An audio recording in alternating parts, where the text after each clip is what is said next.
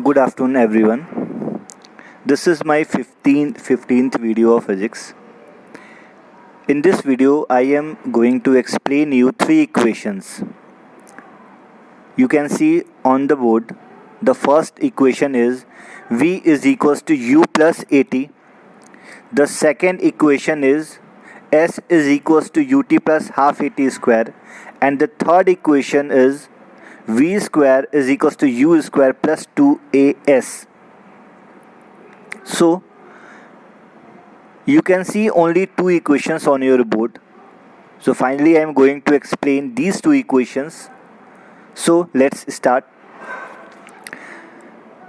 हमें यहाँ पे तीन इक्वेशंस को दो मेथड से सॉल्व करना है. एक जो मेथड है वो फॉर्मूला बेस्ड है जो आपके सामने है.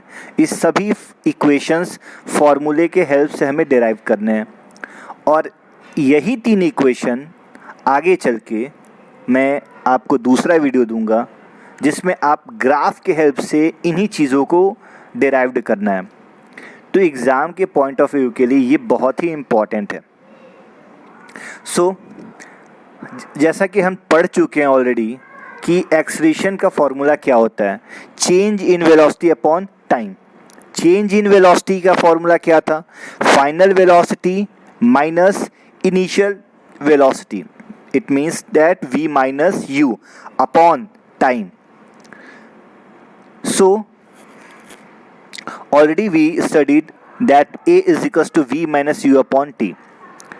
With the help of the cross multiplication we get AT is equals to V minus U, and finally we get V is equals to U plus AT after transferring the value of U on that side. So this is our first equation and the value of this equation is V is equals to U plus AT. What is V? Final velocity. U represent initial velocity, A represent acceleration and T represent time. Now I am going to explain the second equation of motion. तो ये जो equations हैं इसको क्या बोलते हैं, equation of motion. तो आपको एग्जाम में आ जाएगा कि derived the uniform acceleration motion, या आपसे पूछ देगा derived only second equation of motion. तो आपको याद रखना होगा कि पहला इक्वेशन कौन सा है, दूसरा इक्वेशन कौन सा है और तीसरा इक्वेशन कौन सा होगा.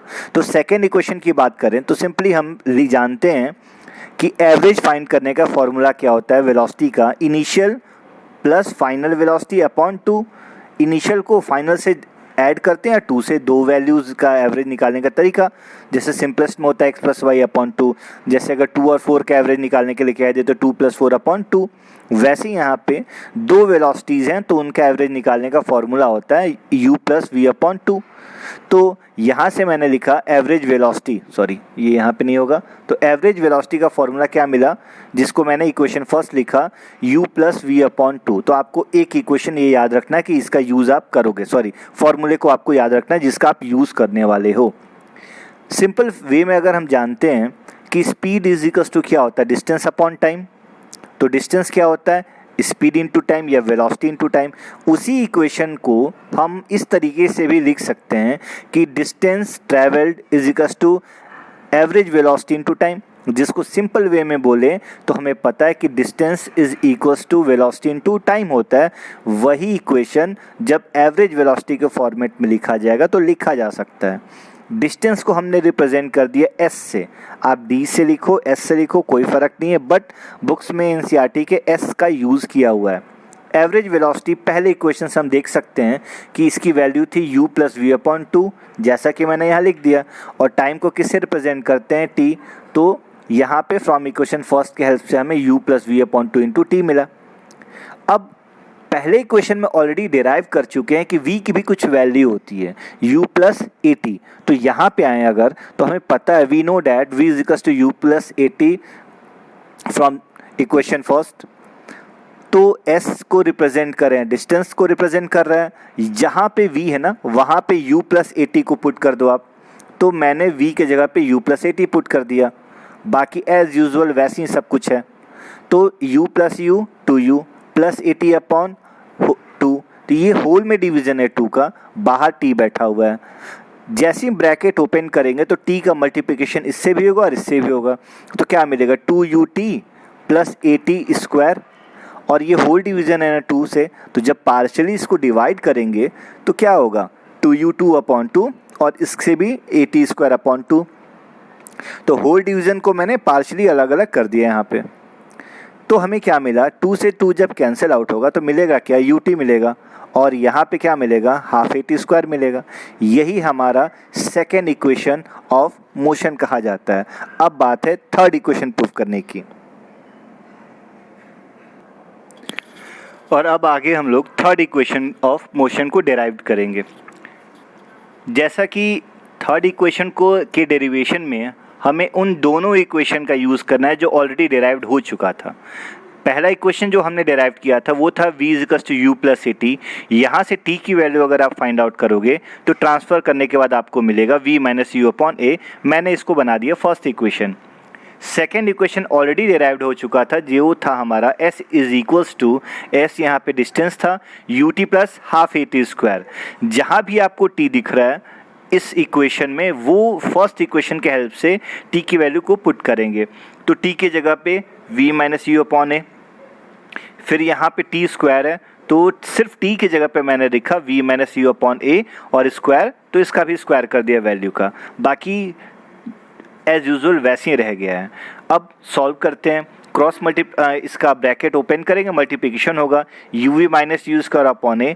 यहाँ देखते हैं a माइनस बी का whole square, A square plus B square minus 2 U V upon A भी है और a का स्क्वायर भी होगा क्योंकि ब्रैकेट के अंदर बैठा है, और जो बाहर था उसको बाहर रहने दिया। a से a कैंसिल होगा, बचेगा क्या नीचे a, तो यहाँ क्या बचा 2a बचा, और यहाँ पे a ऑलरेडी है। एलसीएम लेंगे a और 2a का, क्या मिलेगा 2a मिलेगा। तो ये जो है टर्म्स a से a कैंसिल हो गया, आपका 2 से मल्टीप्लिकेशन हो गया, और बाकी ये जो कि आप सॉल्व कर सकते हो। तो यहाँ माइनस वैल्यू और यहाँ पे प्लस है, दोनों कैंसिल हो गया, बचा जो वो मैंने यहाँ लिखा हुआ है।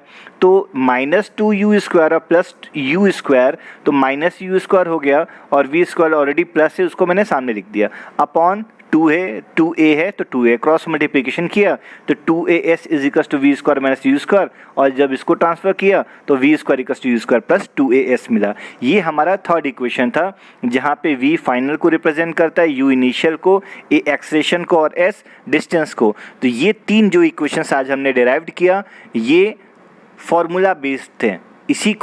इसी तीन डेरिवेशंस को हम लोग दूसरे मेथड से डेराइव्ड करेंगे जिसको बोलते हैं ग्राफिकल मेथड। तो एग्ज़ाम में दोनों तरीके से पूछ सकता है, देगा क्वेश्चन में आपको कि आपको इस इक्वेशंस को फॉर्मूला बेस्ड डेरिवेशन करना है या आपको ग्राफिकल मेथड के यूज़ के हेल्प से आपको डेराइव करना है।